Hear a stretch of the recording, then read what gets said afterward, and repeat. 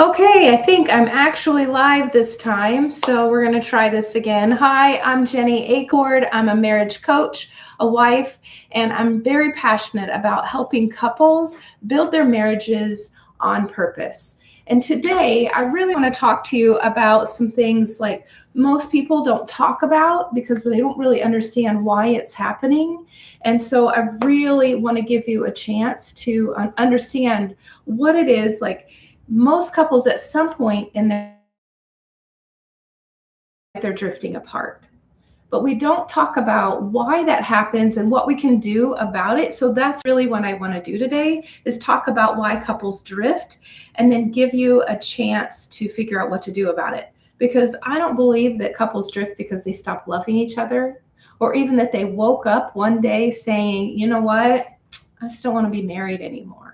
I think there's something going on under the surface that we're not even aware of. So, what makes drifting so dangerous is that it's really subtle. It's those small moments that happen over time that start to erode our feeling of connection, right? So, if we're not intentional, one day we do wake up and we start feeling like we're more like roommates than we are best friends. More disconnected really than we ever really intended to be. So today I want to talk about why that happens and then give you a chance to understand what you can do about it, like immediate action that would help take you from feeling like roommates to feeling like best friends again, enjoying living life and not just checking off another day and surviving the moment.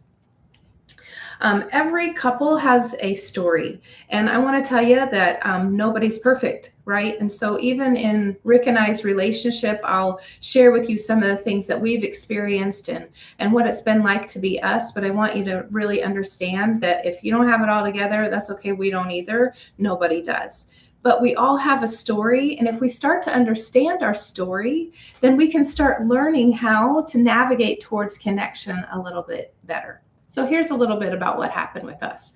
So several years ago, when our kids were younger, we're raising our kids, right?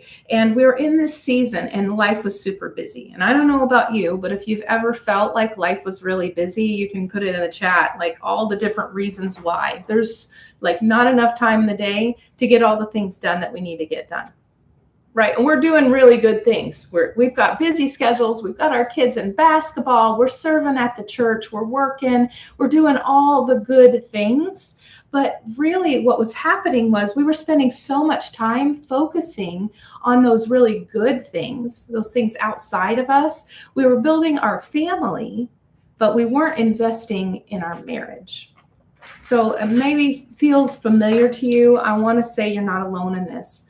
So, really, what surprised us during that time as we look back on it and we start thinking about like what was really going on, it wasn't anything major at the time. We've had some major things happen, but really during this season, as we started trying to figure out how to build our marriage, we've recognized that we really weren't intentionally building our marriage. There weren't huge problems. There wasn't anything like if you were on the outside looking in on our marriage that seemed like there was anything wrong, you would have said, wow, they've really got a good marriage. But underneath the surface, there were some things happening that we just didn't know. Maybe that's like you. I mean, you don't know what you don't know, right? We were spending a lot of time managing our life together. We were not spending a lot of time building our marriage. Okay. And when you're doing that, you might feel like, well, we're accomplishing a lot. We're checking off all the right boxes. We're getting through the week, right? But we aren't connecting intentionally around us. So one day, as we're reflecting, it really hit me. And this was right around the time that we sent our first son off to college. And I started thinking about, ooh, the kids are actually going to leave. Like, you know this, but like experiencing it and being in that moment of realization, like things are going to shift, they're going to change, and I'm going to be home and it's just going to be you and I. And what have we done to invest in our marriage? What have we done to prepare ourselves for that next season of life? Because you know what? Life is going to be busy no matter what we're doing. What are we doing right now to invest in us? And one of my biggest fears was to be living and feeling alone, but living in the same home with the man that I married and that I love. I really wanted to be able to do life with him, especially in this next season, feeling like we were best friends, getting to do adventures together, and just enjoying life. But as we were investing in those really good things, we were neglecting our marriage and us. And so we had to really shift that. So when we started figuring out, we have to shift it, because that discovering that gave us a powerful move toward one another, right? And so here's what most people think. Okay. Most people think that marriages fall apart because of the big problems, the affair, addiction, our financial issues, but that's not the reality of it. Those things happen as a result of the drift that comes before it. Those things happen as a result of the drift that's happening in the daily moments of disconnection. So more often than not, right, we think that one big event is the reason, but the reality is it's those small moments of disconnection. So I want to show you some things around the board here. Okay, so what contributes to our disconnection? You might resonate with some of these things, and I'm sure you could put in the chat all the other things that you could think of, but let's just go with these 4 that I've highlighted here. First of all, maybe it's a missed conversation. Maybe there's something that you really wanted to talk about and you didn't know how, so you didn't give voice to what was going on inside of you. That could be something. All these small moments contribute to the drift. Maybe it's this one. A postponed date night. I don't know about you, but for us, along the way, it was like, well, we got to go to the basketball game and we have to show up for our kids and be there. So we'll just do our date night like we're going to the basketball game and cheering our kids on. We'll let that be our date night. A missed moment of opportunity to connect. Maybe it's that you're not talking about your dreams. Maybe there's some things that that God's placed in your heart that He's called you to, and you feel this sense of stirring, but you've been too afraid to talk about it, to share that with your spouse. Maybe you're afraid they're gonna knock it down, or you don't know that they would be your biggest supporter, and you don't give them the chance to do that. Maybe that's it. Or how about this last one? This one's pretty common. What about unresolved conflict? I don't know about you, but for us, we were never taught that conflict could actually be really healthy and can actually lead to connection if you know how to do it well. So we have all of these habits of avoiding conversation. We'll just sweep it under the rug till it happens the next time. And so we just have left these conflicts unresolved, which leads to disconnection. Are you seeing how the drift starts to happen? These things underneath the surface that are not being attended to start to contribute to our sense of disconnection. So in my coaching programs, I teach a framework called the Elite Marriage Method. And the first thing it starts with is this word clarity. And what it really means is that it helps us to understand that when we lose clarity, we start losing direction. If I'm not sure where you're at, you're not sure where I'm at, we start to lose direction and we're drifting apart and we're not drifting together. When we lose direction, then it's like we stop asking about each other. Where are we going? Where do you believe that God has us headed in the next 5 years? What does it look like for us as a team to do something impactful for the kingdom of God? We stop talking about our daily lives and connecting around conversations and special moments and hearts that want to be seen and connected with. We don't do that. Then life starts answering those questions for you, right? If we're not asking where are we going, what are we building, life will start answering those questions. And it's not going to answer them the way that we want, because it's going to fill it up with all the other things, all the other distractions that are happening in our life. So really, many couples spend years reacting to life instead of creatively building intentionally our life together. What does it look like for us to intentionally say, what kind of life do we want to have? Not the one where we're just checking off the boxes every day. We want a life full of purpose and meaning. That's where the drift happens. So I'm going to give you 3 signs that you might be looking for in your marriage that maybe you're starting to drift. Okay. Sign number 1. All right. You're talking about logistics, the schedule of the day, the things that are above the surface that need to get done, the busyness of our life. Who's picking up the kids? What are we having for dinner? We're just talking about those surface level conversations. That might be a sign that you're drifting. We're not talking about our dreams, our hopes, our longings, the purpose of our life together. We're just talking about the daily routines and getting it done. Number 2, how about this one? You start to feel more like roommates than best friends. So you might say, but we function well, like we're accomplishing all kinds of things. We're knocking it out of the park, but we're not having fun together. We're not laughing. We're not enjoying each other. And so we don't feel like best friends anymore. Maybe that's one of the things, because your connection at that point might feel kind of shallow, and it can be threatened really easily. And then how about this one? Number 3, you're not talking about where you're going, like what you're hoping to accomplish, the purpose of your marriage. Why did God bring us together? What's our hopes and our plans for the future as a couple? You're not talking about that. You're only talking about what needs to happen this week.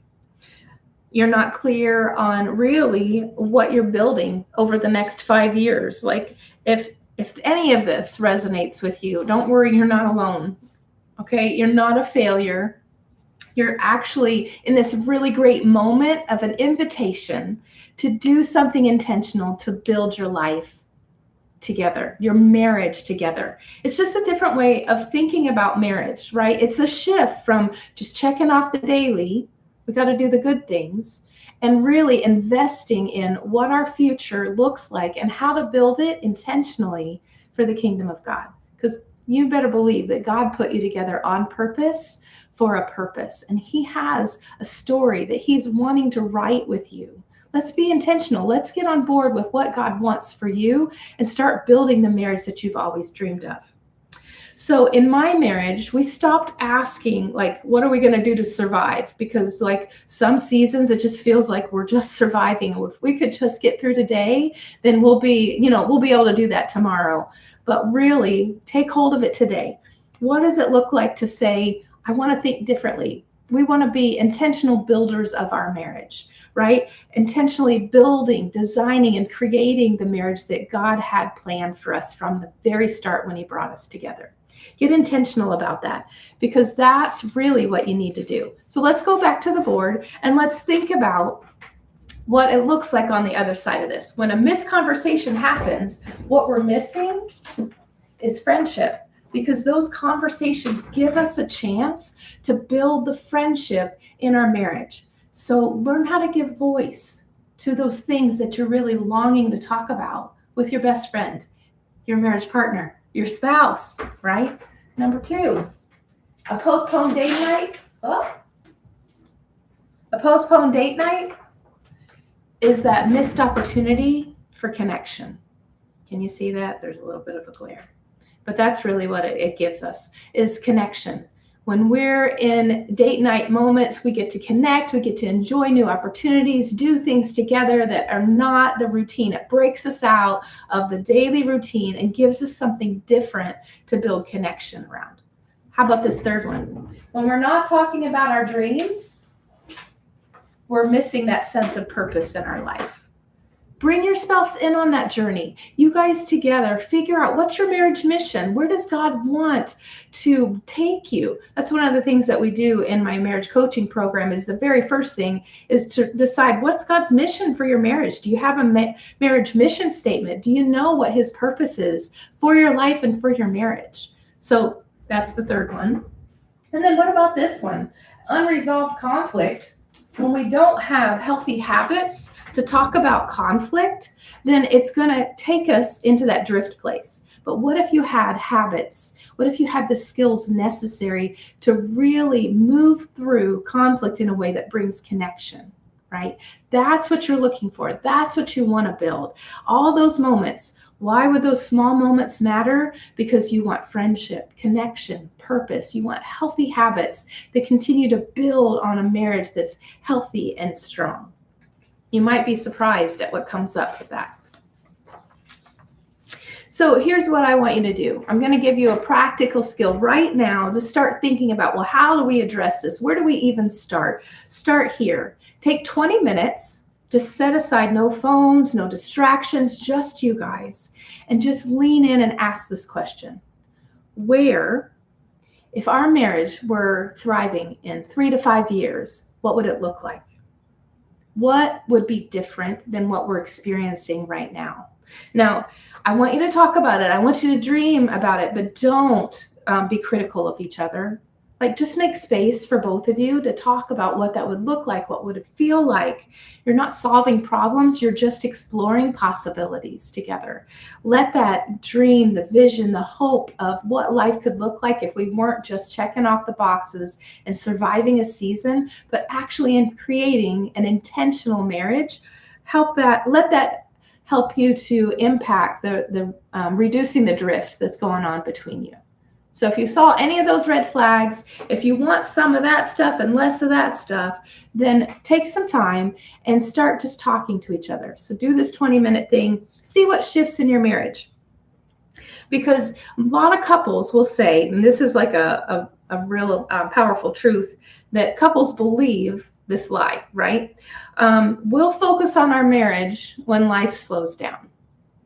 Does life ever slow down? Because when this season ends, when that thing finishes, there's always something else to take its place. So you want to be intentional about taking that time back. We're all given the same amount of time. What are you doing with your time?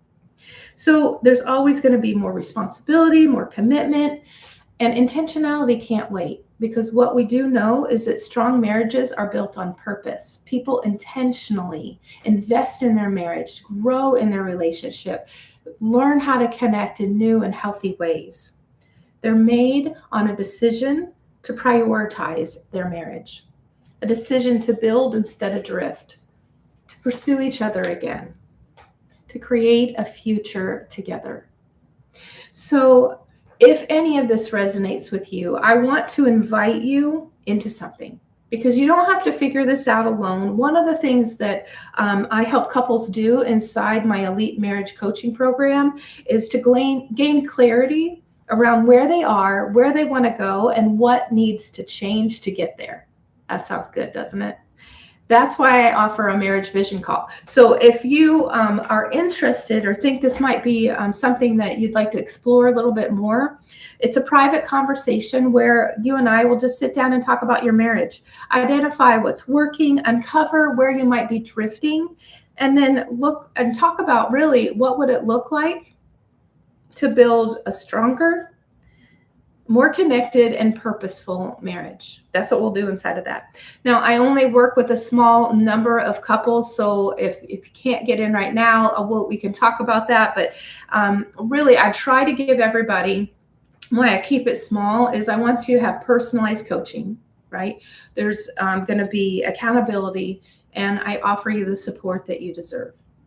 And if you want to apply for a marriage vision call and just check it out and see what that looks like, I walk you through like trying to figure out what it looks like in 5 years and how we want to build that, creating a plan, moving toward that. The marriage coaching program is 90 days. It's full of intentional building of skills. couple connection and challenge times, date night ideas, and so much more. I really want to empower you and equip you to build the marriage that you've always dreamed of. And if you haven't had somebody walking alongside of you, how do we do that? Then this would be your opportunity to check it out and see.